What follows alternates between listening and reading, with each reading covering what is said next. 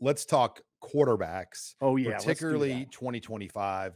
2024, we know set. Daniel Kalyn's at the Elite 11 right now, representing Nebraska very well. I know everybody in this program is very excited. And I think this is the best take I read on our board this week about Daniel Kalyn. Yeah, Dylan Raiola was your top choice, but how many teams can say they pivoted that quickly to get an Elite 11 as kind of their next guy? Yeah. And Daniel Kalyn's doing a fine job at the Elite 11 in Southern California this week. Yeah, and the Elite 11, the fellow who runs it by the name of Brian Stump was on with us a couple weeks ago. And Stump identified Kalyn, and they don't take anybody. They study a lot of film. They studied Kalyn's season last season, and he said he's one of the best pocket passers in America. I mean, now Kalyn he has a little bit of athleticism. He can get out of there and throw it on the run, but I just say that because I know some people will get kind of scared when I say pocket passer. No, he's got a little athleticism. He's got enough athleticism. So yeah, Kalyn probably competing at the Elite 11 as we speak, Sean. Final day. Yeah. And, he was Wednesday, Thursday, Friday. He was 15 of 20 in like one of the main drills on day 2. Now, Thursday. Day 3, Friday, here's the final day. There's 20 quarterbacks there in the finals, and then 11 make the ultimate in the Elite 11. So there's there's going to be 20. It's almost like being on the television show The Bachelor. You're trying to get a rose at this point. Oh, okay, good. That's a good analogy. You want to get a rose and get called up to the stage. Oh, you have more familiar. I don't watch. I don't watch that show. Sean, you just revealed yourself as a viewer, so that's the deal. Okay, with your pineapples, whatever that was. What was that again? Pineapple what? High noon. High noon. You take that to the duck blind, by the way? No. You tell your wife I'm going out to the duck blind with a high noon. High noon pineapple. I'm going to the duck blind, honey. I got some high noon. I told her I left the house and it's going to be a full day in the duck blind. All right. Well, let's continue on that conversation of quarterbacks. 2025, though, that's been the story this week. 3 different quarterbacks with 2025 offers from Nebraska camped in Lincoln. And that just doesn't happen that often. I'll just put it that way. It started with Stone Saunders out of Harrisburg, PA, 4-star mobile kind of guy that can throw on the run. Emerges an earlier target for Nebraska. And then Alex Manske out of Algona, Iowa, which is about 250 miles from Lincoln. Teammates, by the way, with Jack Limbaugh, who also has a Nebraska offer, son of former Husker volleyball player Amber Holmquist, and Jack Limbaugh's father was a Husker walk-on football player. So they offered him. He was there. And then a third quarterback with a Husker offer was here Friday, and I watched him work out. Garrett Odom, the son of former Missouri head football coach, Arkansas defensive coordinator Barry Odom. So you had Garrett Odom here working out at Nebraska. He's at Faith Lutheran now in Las Vegas. He moved from Arkansas. Nebraska offered him last December. Not the biggest of quarterbacks. When I watch him, 6 foot 170, but has a live arm, does a lot of great things. 6 foot. He's 2025 too. He's a younger guy. 6 foot 170. Not a little guy. Huh? But you had a trio of 2025 QBs that came over to Nebraska. And Alex Mansky's the one I really think that has emerged. I mean, that's the name that I think everybody, after seeing him, and I was told, if I'm not mistaken, he played baseball and then he came and did the camp. So that's interesting. I'll tell you why that's interesting. Mansky. Now, full disclosure, I've watched film of Mansky and Stone Saunders. I have not watched film of Barry Odom's son. Mansky, it's interesting you said he plays baseball because he has that ability as a football player to throw the football with kind of baseball arm angles. You know what I'm saying? Sometimes he looks, I said this on our show earlier this week. Sometimes he'll look like a second baseman turning 2. He'll drop his arm angle down. You know what I'm saying? You played baseball to some I wasn't very good at baseball, but I tried to play. You know what I'm saying? He can drop his arm angle if he has to. He can throw across his body. He can move. He can position himself in traffic and get the ball off somehow when you don't think he can. So I got to tell you, Sean, the Manske film stood out to me a little bit more. Stone Saunders is definitely good. He looks a little bit less apt to be able to improvise, though. He's really good. Now, I'll tell you what, and we talked about this earlier, too. Stone Saunders throws to a number 6, who's an Alabama commit, a receiver. He has that. When things kind of break down, he can just go to number 6. Manske doesn't. I don't think Manske has a receiver like that. Anyway, those two though are big time quarterbacks. Yeah, and Manske is a good baseball player. I mean, I just pulled up the Algona baseball Twitter handle, and I bet he is. Games with 8 strikeouts, hitting 2-3 RBIs. So it's my understanding he played in a baseball game and then did the Nebraska camp and still performed at that level. Mm-hmm.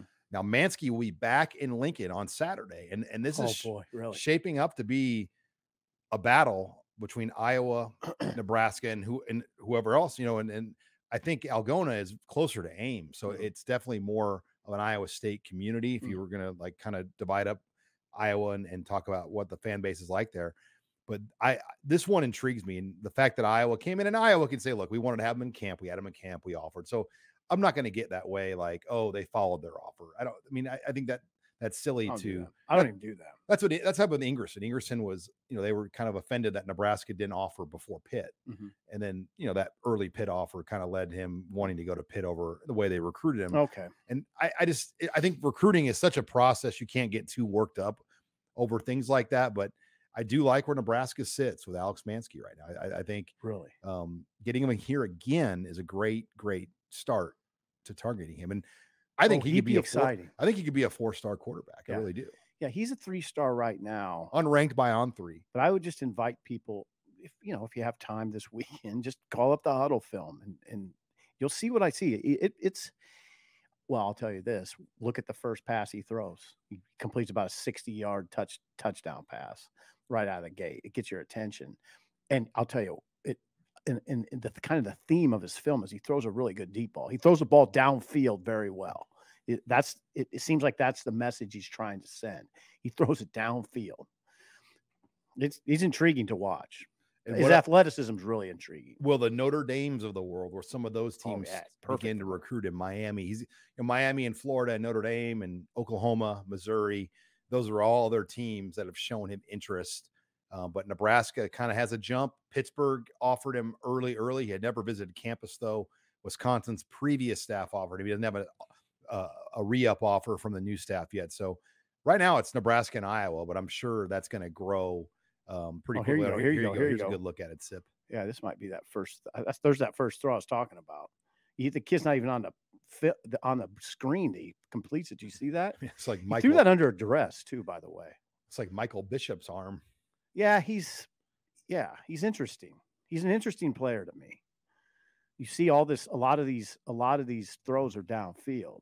But now see that one? That's what I mean. That throw right there is what I mean by he can maneuver and throw it at a different arm angle than what he would want to, probably in a nice clean pocket. Well, and if you're Nebraska and you're recruiting against Iowa, I think one thing you can say is like, look, we just got here. We're not going anywhere. We don't plan to go anywhere. Iowa, their situation there, as we know, there's questions about the long term of their program, like with a new athletic director coming in.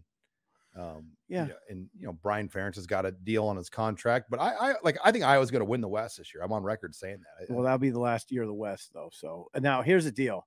I was struck by something Garrett McGuire said when we were in Texas. He was talking about what he tells kids, and he said one of the things he tells kids is, look, you're going to come to Nebraska where you're going to be coached by someone who's going to be there for a long, long time. And I was like, wow, okay. I'm glad he's thinking that way. I'm glad Matt Rhule's thinking that way. We had talks. We talked to Matt Rhule in Texas, and he said there's some people that already question how long you're going to be there. How long you going to be at Nebraska? Which is why I think that contract was built the way it was built. 100%. Ding. But that's right. You're right. And that conversation does come up. But also, you were downtown here at the Embassy Suites when we heard Matt Rhule speak. And he said he wants this to be his last stop because he has those daughters that are the daughters in grade school. Grade school. I mean, he has daughters. They're about my daughter's age. Your daughter's age, right? So it was that hit me too when he said that. He was very clear, like, no, this is my last stop. This has to be it. It is really tough when you have school age kids. Mm-hmm. You got to move. I mean, you just don't. I mean, there are coaches on previous staffs that have been fired that, are still in Lincoln because they want their kids to stay in school and have the same group of friends. I mean, that's very, very tough to move around as a coach. He said that at the Embassy Suites, and I know people get very jaded and cynical, and they're probably saying, "Simple coaches say that all the time." No, I mean, I get it. I've been doing this for 30 years. Yeah, they do say it, and I'm cynical as they come. But when he said it, it seemed very genuine to me. And he said it to Sean. How many people were there? Probably 700 people. 700 people at Embassy. Oh yeah, he said it to 700 people, and I just don't think you say it that definitively to that many people if you don't really believe it. I think Rhule's here for the long haul. It could even be a case where if he doesn't work, he just stays here. I mean, why would Rhule have to work again? He'll have 70 million, 80 million in the bank, right? I mean, it wouldn't have to work again. All right, we got one more update on Elite 11 real fast here. We're talking quarterbacks, but Chad Simmons from On3 has an update on Daniel Kalin that he just tweeted that Daniel Kalin is now winning the accuracy contest at the Elite 11 with 56 after these last two deep throws. And Chad's got a video. I think we're going to try to cue it up here of Daniel Kalin. So a strong showing by Daniel Kalin as we kind of wrap up this quarterback discussion. Live updates here in the show from Chad Simmons of On3. That won't get people going at all, will it? That's great news. That's good to see him go out there in that environment and perform. And here we go. Megan's got it pulled up here. So here's Daniel Kalin. Yeah, he's big. He's big. I like his size.